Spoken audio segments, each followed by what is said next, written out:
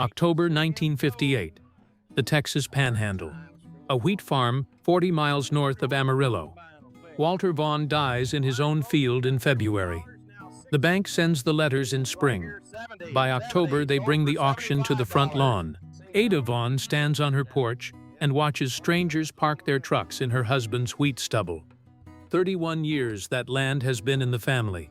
Today, it goes to the highest hand. Here is the story. Devon Place is 320 acres of hard red wheat ground. Walter's father broke it with a mule team in 1927. Walter took it over in 1944, the year he came home from the Pacific. He married Ada that same year. They raised one daughter on it, Ruth. Walter did everything. He ran the combine. He pulled the calves. He climbed the windmill in a wind to grease the head. He carried the banknote in his head and paid it down a little every harvest, and every harvest it got a little smaller. Then on a cold morning in February, he is mending fence in the north quarter, and his heart stops. He goes down in the bunch grass with the fencing pliers still in his hand. Ruth finds him at noon. He is 56 years old. Ada tries to hold the place together. She cannot do it alone. The two hired men drift off to the oil fields where the pay comes every Friday, and nobody asks you to climb a windmill. The wheat comes in thin that year. The price drops 2 cents a bushel. The bank in Amarillo carries the note through the spring, and then it stops carrying it. A man from First National drives out in April with a folder on the seat beside him. He is sorry, he says. He says the word twice. The farm will go to public auction in October. Anything the sale brings above the debt, Mrs. Vaughn keeps. Everybody in the county knows the sale will not bring $1 above the debt. Saturday morning comes clear and cold. The cars come early. Pickup trucks and dusty sedans line the section road for a quarter mile. Neighbors in clean Saturday shirts stand in loose groups in the yard with their hats in their hands. Nobody talks loud. A boy sells coffee out of the back of a wagon for a nickel a cup. Cy Pruitt, the auctioneer, sets up on the flatbed of his truck. He has sold 60 Panhandle farms this year. He does not enjoy it anymore. The bankman stands beside the flatbed, with his black ledger held against his chest. And there is a third man, heavy, in a pale gray suit and a cream Stetson. He drove up from Dallas. He buys for a cattle combine that has been taking foreclosed wheat ground all year, cheap, a farm at a time, the way a man picks fruit off a low branch. He stands apart. The neighbors do not look at him, and he does not seem to mind. Ada Vaughn comes down off the porch. Ruth walks beside her in her father's old canvas jacket, the sleeves rolled 3 times. They stop at the edge of the crowd, near the windmill, where they can see and not be in the middle of it. At the far end of the section road, a battered truck pulls onto the shoulder. A man gets out, tan Stetson, canvas ranch jacket. He does not come up into the yard. He leans against the front fender of his truck, and he watches. Nobody recognizes him yet. Cy Pruitt opens at 10 o'clock sharp. He reads the legal description off his papers. 320 acres, the house, the barn, the combine shed, the windmill, and the stock tank. He reads it flat, the way a man reads something he has read too many times in 1 year. "All right," Cy says. "We'll start the bidding." The yard goes quiet. The neighbors look at their boots. Every man standing in that yard could use 320 acres of good wheat ground. Not one of them lifts a hand. You do not bid against a widow on her own front lawn, not in this county. Not while she is standing by her own windmill watching you do it. It is the oldest rule out here, and nobody ever wrote it down, because nobody ever had to. Cy Pruitt knows the rule. He waits anyway. He has to. Come on now, gentlemen. Good ground, good water. 40 foot to water. Nothing. A meadowlark somewhere out in the stubble. The wind in the windmill. Then the man from Dallas lifts one finger off his belt buckle. 6,000, he says. It is not an offer. It is a burial. The debt on the Vaughn place is $9,000 and change. 6,000 means the bank eats the loss, and the widow gets nothing, and the combine gets 320 acres for the price of a good tractor. Cy Pruitt looks at the bankman. The bankman looks down into his ledger and does not look up. "I have 6,000, Cy says. His voice has gone tired. $6,000 once. Ada Vaughn does not move. Her face does not change. Ruth's hand closes around her mother's arm above the elbow and holds on. "Where are you watching from? Drop your state in the comments. I want to see how far this story reaches." 6,000 twice. Cy Pruitt lifts his hand for the third and last call. 11,000. The voice comes from the back, from the section road. Every head in the yard turns at once. The man in the tan Stetson has not come off his fender. He has one hand raised, easy, loose, the way a man raises a hand to answer a question he already knows the answer to. Cy Pruitt squints down the road. "Say that again?" $11,000. The man from Dallas turns all the way around. He looks at the truck on the shoulder. He looks at the man leaning on it. Something moves across his face. He has bought 60 farms this year and not once had to work for one of them. 12, the Dallas man says. 13. The man at the road has not raised his voice. 14. 15. The Dallas man's jaw works side to side. 15,000 is real money. 15,000 is more than the ground will bring in a bad year, and every year out here lately has been a bad year. He looks at the bank man, like the bank man might help him. The bank man has finally lifted his eyes off the ledger. The Dallas man folds. "That's all for me," he says, and he says it loud, the way a man says a thing he wants to sound like it was his own idea. Cy Pruitt is not squinting anymore.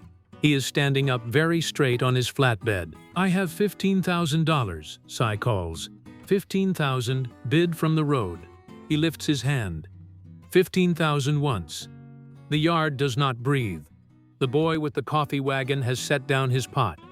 15,000 twice. Ada Vaughn is staring down the section road at a man she has never seen before in her life. Her mouth has come open a little.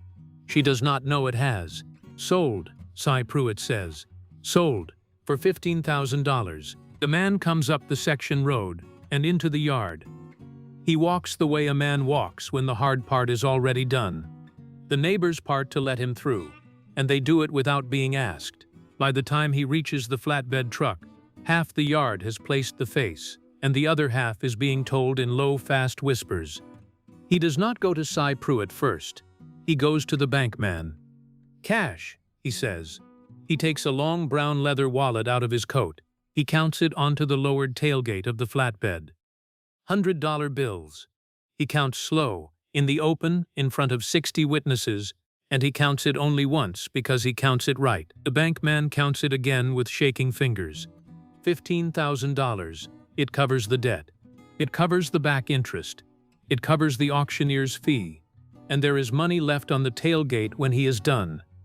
"What's left over goes to Mrs. Vaughn," the man says, "today, in writing, before you get in your car." The bank man writes the receipt standing up, using the side of the flatbed. Then the man turns to Cy Pruitt. "You've got the deed." "Yes, sir. I'll have it drawn up for you this afternoon, down at the courthouse in town. Draw it now, off the back of your truck. You've done it that way before." Cy Pruitt has done it that way before. He gets his deed forms out of the cab. He fills it in standing up, the flatbed for a desk, the wind trying to take the paper. 320 acres, the house, the barn, the windmill, and the stock tank. He gets down to the line for the buyer's name. "Who do I put here?"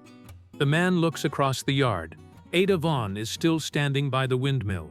Ruth is still holding her arm. Neither of them has come one step closer. They do not understand yet what they have been watching. "Put Ada Vaughn," the man says. Cy Pruitt's pen stops on the paper. "Sir?" "Ada Vaughn. It's her farm. Put her name on the line." He could have driven on. He is 51 years old, 40 miles north of Amarillo on a Saturday morning, with a long road in front of him and a picture starting in Arizona. Rio Bravo, the new one for Howard Hawks. His trailer already sitting and waiting on the lot at Old Tucson.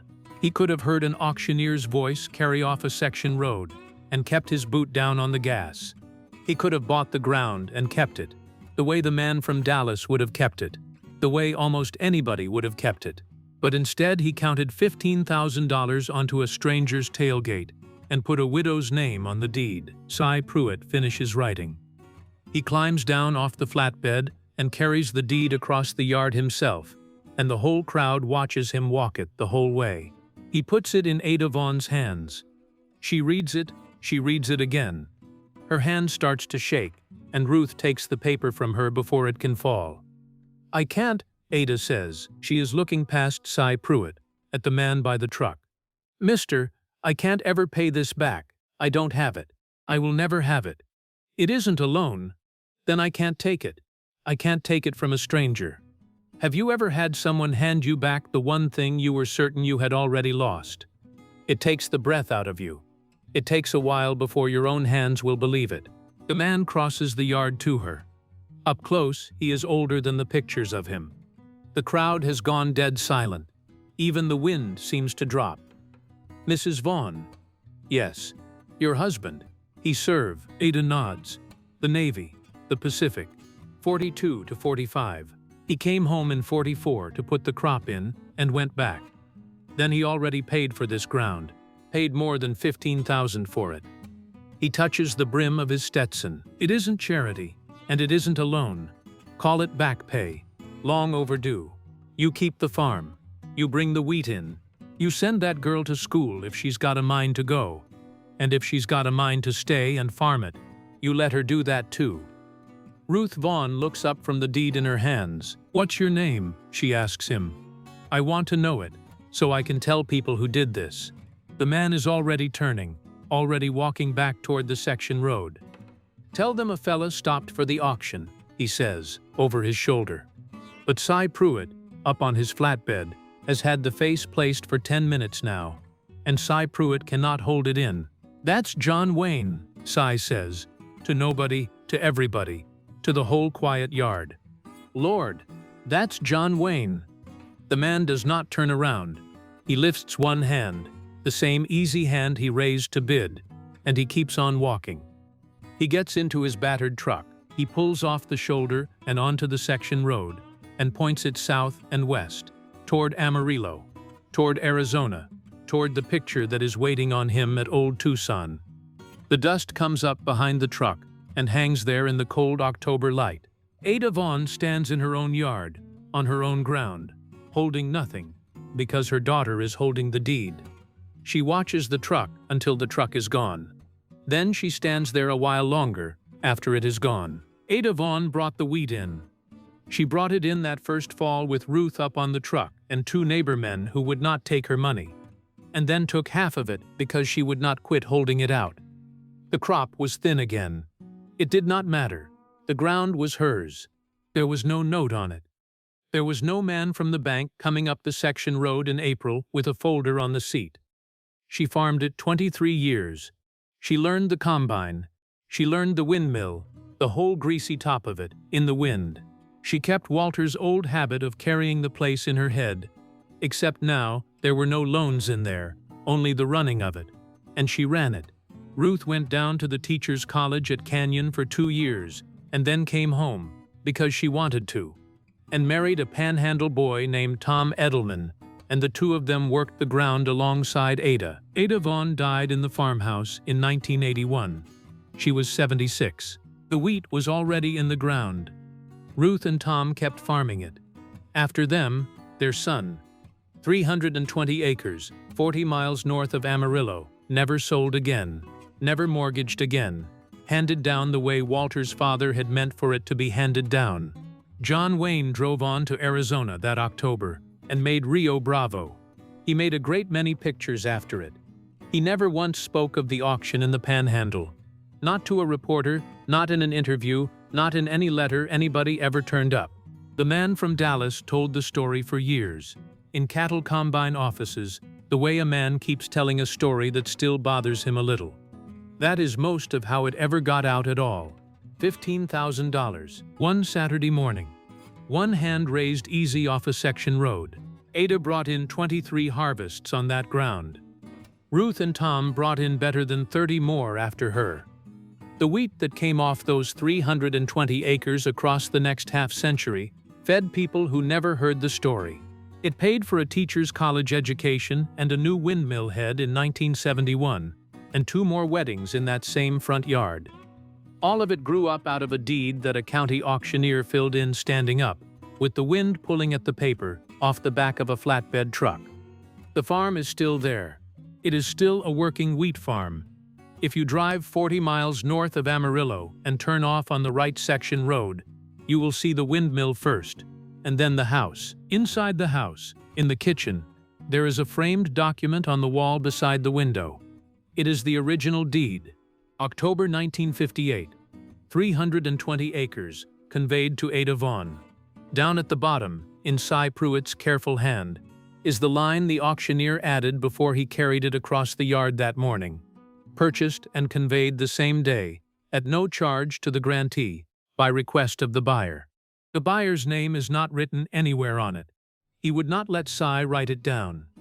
In the drawer below that window there is a folded auction handbill from that Saturday, gone soft as cloth now, from being unfolded and read.